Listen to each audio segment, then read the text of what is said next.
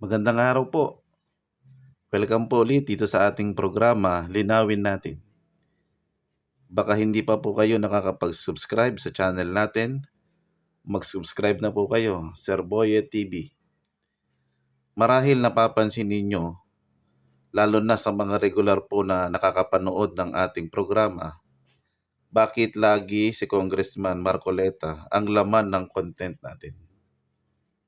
Paglilinaw po, hindi po ako kilalang personal ni Congressman Marcoleta pero humahanga tayo sa kanyang talino at prinsipyo.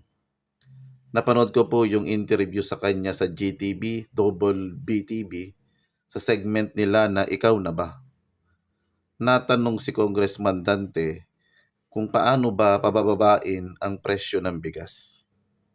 Bilang tayo po ay advocate ng agriculture, nakita ko yung punto niya ukol po kung papaano pabababain ang presyo ng bigas.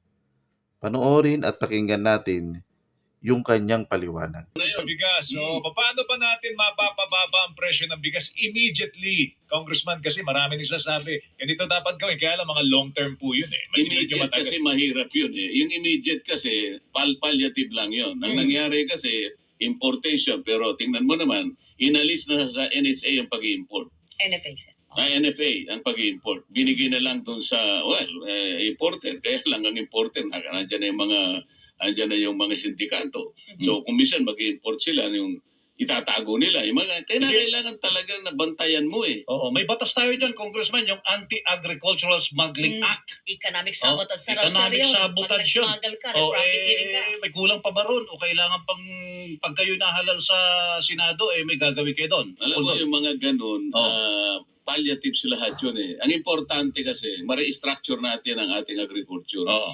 Hindi naman lahat ng ating mga probinsya sa ating bansa ay kailangan tamnan mo ng palay. Uh-huh. Pwede mo namang kwentahin. Alam mo kung ilang kabanmelo ang kinakain na bigas ng isang Pilipino sa isang taon. Kwentahin mo lang eh. 1.25 kabans per year.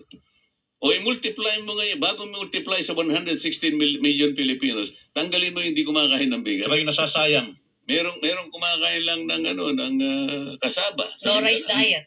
May kumakain lang ng mais. Meron namang mga sanggol, hindi pa kumakain ng bigas. Sabaw ng bigas ang kinakain ng sanggol. O alimbawa, nakuwenta natin, 95 million lang ang talagang kakain ng bigas. Multiply mo sa factor na yun. Alam mo, ito lang pala ang pwede nating i-produce. Pipili ka na lang ng mga ilang probinsya ang tatamnan natin ng palay. Para sa ganun, focus na focus tayo. Pati irrigation, pati pesticide, pati fertilizer, mababantayan ngayon yan. Hindi nasasayang resources. Ibig ko sabihin, clustered tayo, hindi yung Sabog-sabog. Pero habang inaantay natin ipatupad ng gobyerno yan, magtitiis muna tayo dito sa Mahal na bigas. 45 pesos, 47, minsan 55, 58. 58 pesos. Maximum sa Diyos. Alam mo, ang kailangan natin patriotism. Ako, ginawa ko na ito eh. Ginawa ko na ito nung sumikat yung presyo ng bigas. Sinabi ko yung mga kaibigan ko, marami naman akong kaibigan talaga katulad ni Melo, na mayayaman talaga. Sabi ko, pwede tayo mag-eksperimento, sabi ko. Tinipon ko sila, mga lima yon na talaga may kaya sa buhay. Pumunta tayo sa isang barangay, tayo nang bumili ng palay. Palay pa lang. O sige kanya, mag-eksperimento tayo. Nagtanong ako sa NFA, at that time, ang buying price ng palay ay 19 pesos. Okay? Sabi ko, dagdagan natin ng 3 pesos. Ito na yung magmumula sa private sector. So magiging 22. So, at that time, masaya yung farmer kasi 19 lang bibili ng NFA. Kami bumili 22 pesos, dagdag ng 3 piso. Okay? Nakabili ka. Isang barangay ito. Kami ako magpapakiskis. Alam mo yung kiskisan, Melo, Joel? Baka ako hindi nyo kabisado. Alam namin, namin. laking probinsya kami. Yes. Laking probinsya. Ngayon, kami magpapakiskis. Sabi ko doon sa may-ari ng kiskisan, pare, para makatipid naman kami sa pambayad sa'yo, kasi ito, ano lang namin ito, patriotism ito. Pwede bang ilibre mo na sa amin to, pero yung darak sa'yo na, yung binlit sa'yo na. Kinuhenta kayo ng kiskisan. Okay. Akalain mong break-even lang, naibenta namin ng 35 pesos dinurado. At that time, 55 pesos market value. Pero binenta namin ng 35.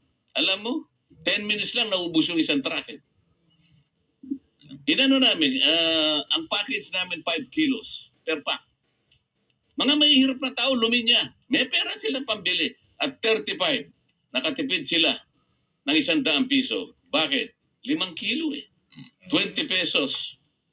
So kayang Times mapamura. Kayang mapamura. Kayang mapamura ba? Kailangan lang magsama-sama tayo. Ang private sector, sumama na